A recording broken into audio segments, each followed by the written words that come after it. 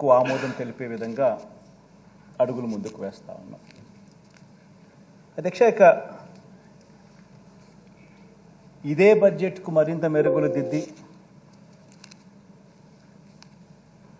మళ్ళీ కొలువు తీరబోయే మనందరి ప్రభుత్వం 2024 జూన్లో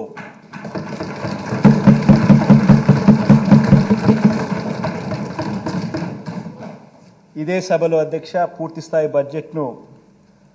సమర్పిస్తుంది అని కూడా చెబుతూ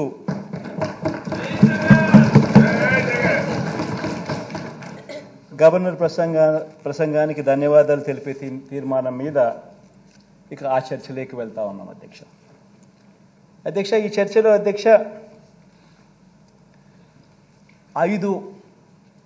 ప్రజా బడ్జెట్లు ప్రవేశపెట్టిన ప్రభుత్వం మీద అధ్యక్ష ప్రతిపక్షం వేస్తా ఉన్న నిందలు, ఆ నిందలకు సంబంధించి వాస్తవాలు ఏమిటి అన్నది ఆ నిందలకు జవాబు చెబుతూ వాటికి సంబంధించిన నిందలవి ఏ రకంగా నిందలు అని చెప్పి తెలియజెప్పే కార్యక్రమంలో భాగంగా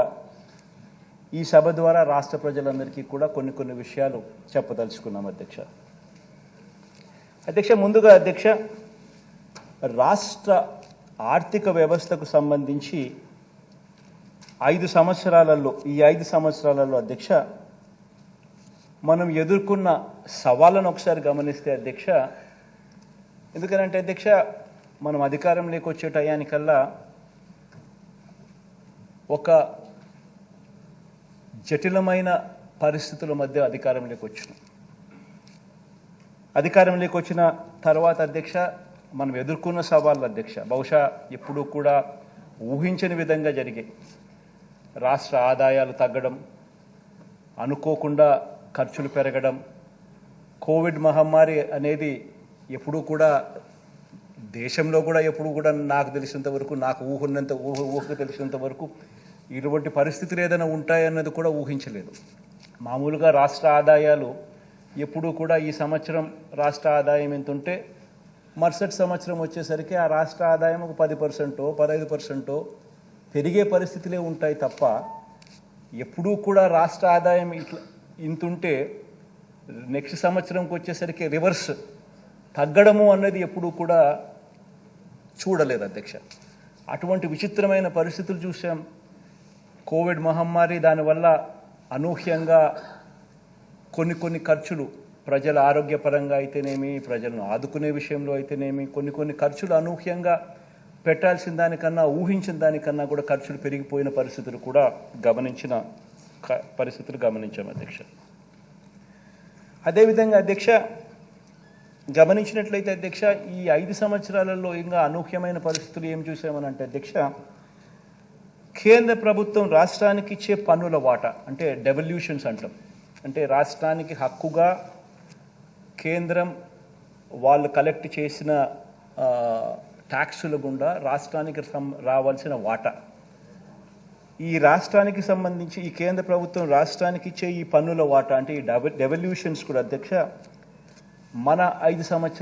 సంవత్సరాల పీరియడ్ కనుక గమనించినట్టయితే అధ్యక్ష ఆ డెవల్యూషన్స్ కూడా తగ్గాయి. అంటే దానికి ముందు 5 సంవత్సరాలు చంద్రబాబు నాయుడు గారి పాలనలో ఉన్న 5 సంవత్సరాలతో ఈ 5 సంవత్సరాల పరిస్థితి ఏమిటి అని గమనిస్తే కేంద్రం నుంచి రావాల్సిన డెవల్యూషన్స్ కూడా మన రాష్ట్రానికే కాదు అన్ని రాష్ట్రాలకు కూడా రాష్ట్రానికి వచ్చే డెవల్యూషన్స్ కూడా తగ్గిన పరిస్థితుల్లో ఈ రాష్ట్రం ప్రయాణం చేసిందని కూడా మనం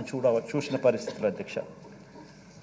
అదే రకంగా అధ్యక్ష రాష్ట్రానికి అత్యంత కీలకమైన వ్యవసాయము, విద్య, మహిళా సాధికారత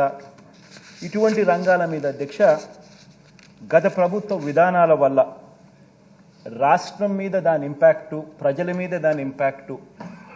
ఎంత తీవ్ర స్థాయిలో దాని పడింది అటువంటి పరిస్థితుల్లో కూడా మనం ప్రయాణం చేస్తూ రాష్ట్రాన్ని 5 సంవత్సరాలలో ఈ ముందుకు నడపవలసిన పరిస్థితి వచ్చింది అధ్యక్ష.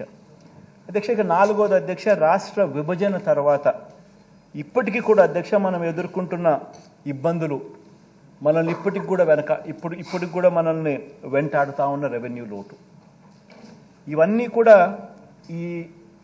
5 సంవత్సరాలలో అనూహ్య పరిస్థితుల మధ్య ఇటువంటి అన్ని పరిస్థితులను అధిగమించి ఈ 5 సంవత్సరాలలో ఒక గొప్ప పాలన చేయగలిగాము అని చెప్పి కూడా గర్వంగా కూడా చెప్పగలను. అధ్యక్ష, ఇక నేను చెప్పిన ఈ 4 అంశాలకు సంబంధించి అధ్యక్ష ఒకసారి గమనించినట్లే అయితే అధ్యక్ష కోవిడ్ అధ్యక్ష, ఈ కోవిడ్కి సంబంధించి ఈ కోవిడ్ కారణంగా అధ్యక్ష ఈ 2 ఆర్థిక సంవత్సరాలు ప్రపంచంతో పాటు మనం కూడా అధ్యక్ష అనేక సవాళ్ళను ఎదుర్కోవాల్సిన పరిస్థితి వచ్చింది అధ్యక్ష. రాష్ట్ర ఆదాయాలు దాదాపుగా 66,000 కోట్ల రూపాయలు మనం కోల్పోయాం అధ్యక్ష ఈ 2 సంవత్సరాలలో. కోవిడ్కి సంబంధించి ఈ 3 సంవత్సరాలు 2019 నుంచి 2022 వరకు 2019 నుంచి 2022 వరకు ఈ 3 సంవత్సరాలు ఒకసారి గమనించినట్టయితే అధ్యక్ష రాష్ట్రానికి సంబంధించిన ఆదాయాలు మనకు రావాల్సిన ఆదాయాలు దాదాపుగా 66,116 కోట్ల రూపాయలు నష్టపోయిన పరిస్థితి మనం కనపడతా ఉంది అధ్యక్ష. అదే అధ్యక్ష ఒకసారి గమనించినట్లయితే అధ్యక్ష ఈ స్లైడ్ కూడా ఒకసారి చూస్తే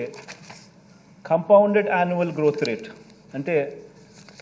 రాష్ట్రం ఇంతకుముందు 2015 నుంచి 2019 అంటే గత పాలనలో రాష్ట్రంలో స్టేట్ ట్యాక్స్ రెవెన్యూస్ ఏ రకంగా